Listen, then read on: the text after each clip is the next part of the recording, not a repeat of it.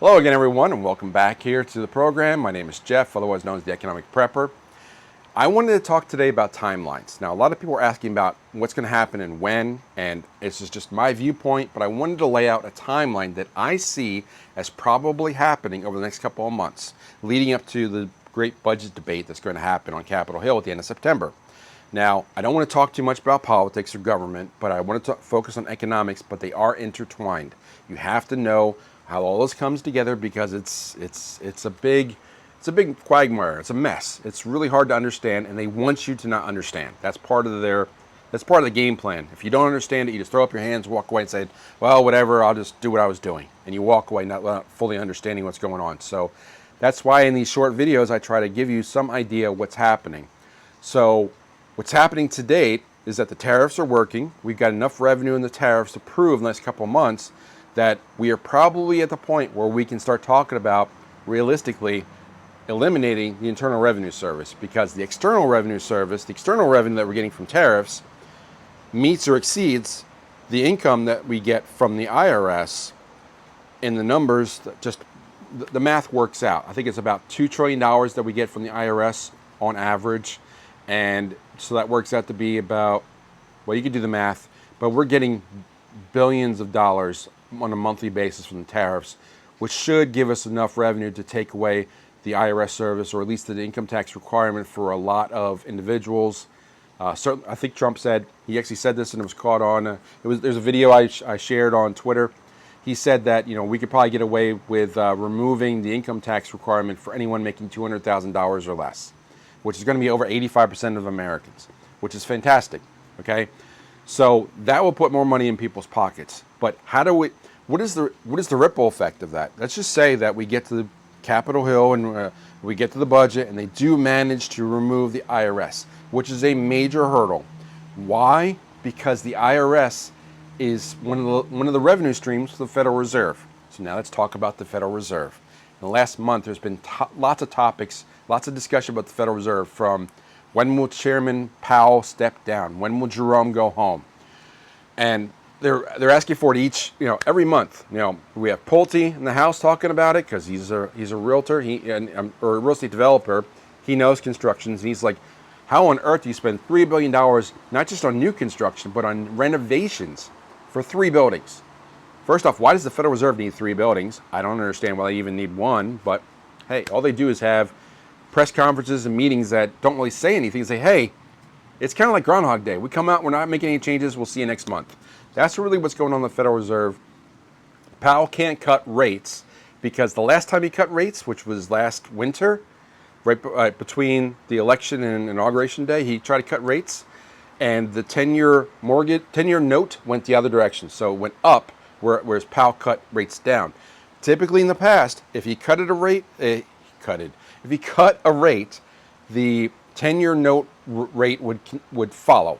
They would track one another, because the 10-year note is pretty much the indicator for a lot of the bank loans, a lot of the mortgages. That's where it all comes from. So he can't cut rates. Powell can't cut rates because the Fed, it's ineffective. It has no control over the financial system. So he can't move rates at all. So what he's doing is he's announcing he's not making any changes, because any changes he makes just is another proof that the Federal Reserve has no more influence over the economy anymore, the financial system.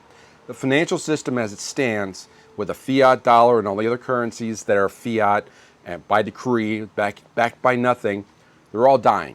So the Federal Reserve needs to go away. The $3 billion building, that's going to be audited.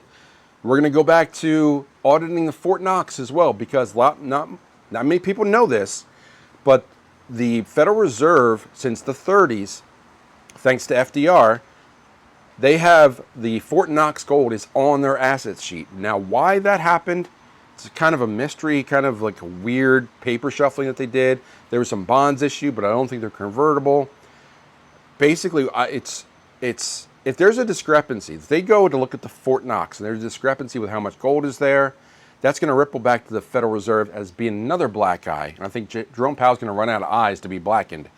So I think that he's probably going to be gone soon. There was a step down on the Board of Governors, I think they call it, at the Federal Reserve.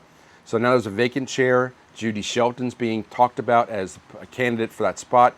She was considered to replace Jerome last time. I know there's talk about a short list that's being developed to replace Jerome Powell by next May. I personally think that the Federal Reserve is going to go away before next May. So Jerome Powell may be the last chairman of the Federal Reserve.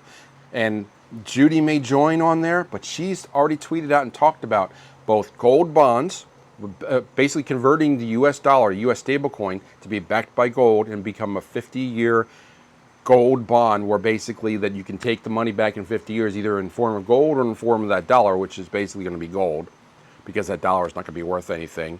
So you can have a path on the digital landscape, the stablecoin, the Genius Act, of making these stablecoins. Sorry if I'm talking too fast. You may have to watch it more than once. It's a lot to cover in 10 minutes. But the stablecoins, the digital dollar, could very well be backed by treasuries, which are backed by gold, or convertible to gold, which means that it's now the dollar's backed by gold again. So now we're going to a sound system. What they are building right now is an alternative system, an alternative economy, where they have income for the government from external through tariffs. They can get rid of the income tax, which leads to getting rid of the Federal Reserve, which will get rid of the central bank. So the last piece is, well, how do the banks operate in this new economy? How does that work? And that's where we're working on decentralized finance, or DeFi. And that's where a lot of the growth in the banks is going to happen, is online. So there's going to be more and more digital banking, less. There's been a deterioration in the number of banks anyway. I'm going to save that for another video. But Tucker Carlson just did a great interview with, I wish I could remember his name, but he's a great economist. He studied a lot of different things, and there's a lot of correlation to the number of banks to the health of an economy. And we've been shrinking the number of banks since the 70s and 80s. It's gone downhill rapidly, especially in the last 5 years. So let me check my notes before another lightning storm goes by. So again, August and September is a big time frame. They're laying out they're laying the groundwork to get to the budget, right? They're going to do some rescissions. There'll be some pocket rescissions by the White House. They're going to try and cut this. They're going to try and cut that. They're basically going to try to lay proof so that they can put, there's that thunder, storms upon us. So where they can get rid of the central bank, get rid of banking as we know it, but before they tear it down, they have to have an alternative in place. So we can't go without a banking system. People will not know what to do. So we're trying to come up with on-chain banking. And I'll leave with this last comment, which happened this week. The new SEC chair, I'm not sure what his name was, but I tweeted this out. He put out a statement in the last couple of days that said that they are working to deregulate, to move the financial system on-chain. That means digital. That means DeFi. That means banking, as we know it, is going to change. It's going to move to online presence, which will allow for many more players to enter the marketplace, thanks to the regulation, the clarity, the genius, all those acts. They'll allow them to compete for your loans, and we need more loans to add liquidity to the system. The problem with the banking system right now is that no one's borrowing because the rates are too high. So no one can borrow money, no one can buy anything, they can't be consumers like they have been. The mortgage rates are too high, the car loans are too high. Everybody's stuck because no one's able to create new money, which is the bank's job, by creating new loans. So they need to create a new system because the banks are about to implode along with the Federal Reserve.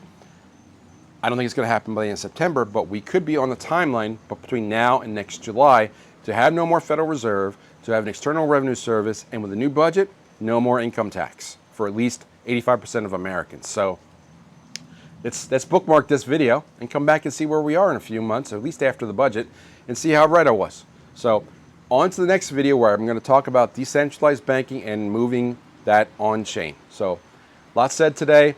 Leave a comment down below. I read them all, and I'll see you next video. Take care.